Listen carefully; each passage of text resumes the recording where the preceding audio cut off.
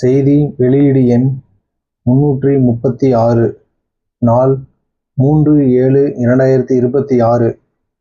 செய்தி வெளியீடு இணையவழி உட்பிரிவு அல்லாத தானியங்கி பட்டா மாறுதல் சேவை எளிமைப்படுத்துதல் குறித்து மாண்புமிகு வருவாய் மற்றும் பேரிடர் மேலாண்மை துறை அமைச்சர் திரு கே.ஏ.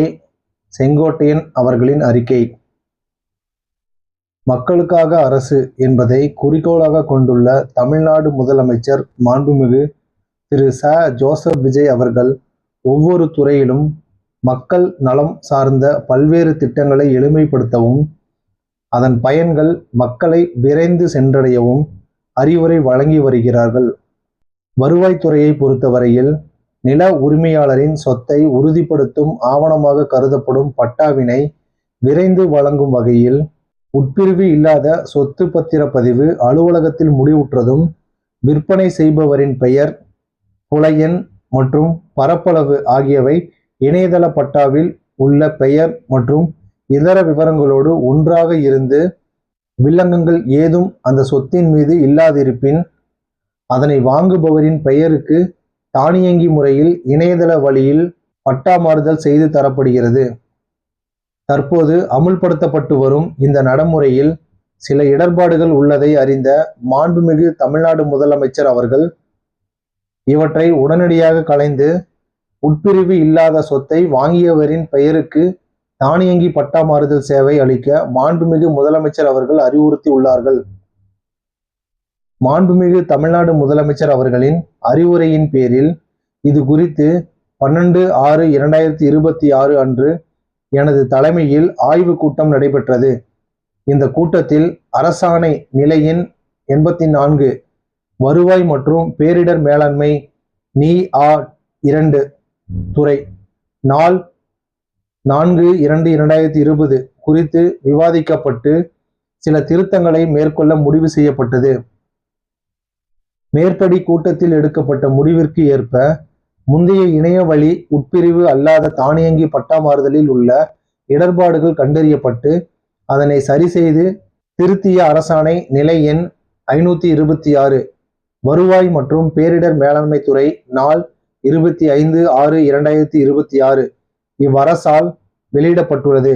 இதன்படி தானியங்கி பட்டா மாறுதல் மென்பொருளில் கீழ்காணும் திருத்தங்கள் மேற்கொள்ளப்பட உள்ளன. முந்தைய தானியங்கி பட்டா மாறுதல் மென்பொருளில் உள்ள இடர்பாடுகள். தற்போது தானியங்கி பட்டா மாறுதல் மென்பொருளில் மேற்கொள்ளப்படும் திருத்தங்கள். நிலத்தினை விற்பனை செய்யும் போது விற்பனையாளரின் மனைவி மற்றும் மகன், மகள் போன்ற குடும்ப உறுப்பினர்களும் கையொப்பமிடும் பட்சத்தில் இச்சேவையினை பயன்படுத்த இயலாத நிலை உள்ளது. நிலத்தினை விற்பனை செய்யும் போது நில உரிமையாளர், பட்டாதாரர் மற்றும் அவரது மனைவி மற்றும் மகன், மகள் போன்ற குடும்ப உறுப்பினர்கள் கையொப்பமிடும் நிகழ்வுகளிலும் இச்சேவையினை பயன்படுத்த வழிவகை செய்யப்படும். நிலத்தினை விற்பனை செய்யும் நபர் பொது அதிகார பத்திர முகவர் மூலம் பத்திரப்பதிவு செய்யும் போது நிலத்தினை விற்பனை செய்பவரின் பெயரானது பட்டாதாரரின் பெயருடன் பொருந்தாமல் இருப்பதனால் இச்சேவையினை பயன்படுத்த இயலவில்லை. ஒரு பட்டாதாரர் நிலத்தினை பொது அதிகார முகவர் மூலமாக பத்திரப்பதிவு செய்யும் போது நிலத்தினை விற்பனை செய்பவரின் பெயருக்கும் பட்டாதாரரின் பெயருக்கும் பொருத்தமில்லாமல் இருந்தாலும் செல்லத்தக்க பொது அதிகார முகவர் என்பதன் அடிப்படையில் தற்போது இச்சேவையினை பயன்படுத்த வழிவகை செய்யப்படும். நிலத்தினை வாங்குபவருக்கு அதே வருவாய் கிராமத்தில் ஏதேனும் நிலம் உள்ளதா என்பதை கண்டறிந்து புதியதாக வாங்கிய நிலத்தின் புல எண் அந்த பழைய பட்டாவில் சார்பதிவாளர் அவர்களால் சேர்க்கப்படும். நிலத்தை வாங்கும் நபருக்கு அதே வருவாய் கிராமத்தில் ஏதேனும் நிலம் இருந்தாலும் இல்லாவிட்டாலும் அவருக்கு தானாகவே கடைசி பட்டா எண்ணிற்கு அடுத்த பட்டா எண் ஒதுக்க வழிவகை செய்யப்படும். இதன் மூலம் கால விரயம் குறையும். இந்த அரசால் வெளியிடப்பட்டுள்ள அரசாணையின்படி தானியங்கி பட்டா மாறுதல் மென்பொருளில் திருத்தங்கள் மேற்கொள்ளப்பட்டு 15 நாட்களுக்குள் நடைமுறைப்படுத்தப்படும். இதன் மூலம் சார்பதிவாளர் அலுவலகத்தில் பதிவு செய்யப்படும் உட்பிரிவு அல்லாத இனங்களின் தானியங்கி முறையில் பெருவாரியான பட்டாக்கள் மாறுதல் செய்யப்படும்.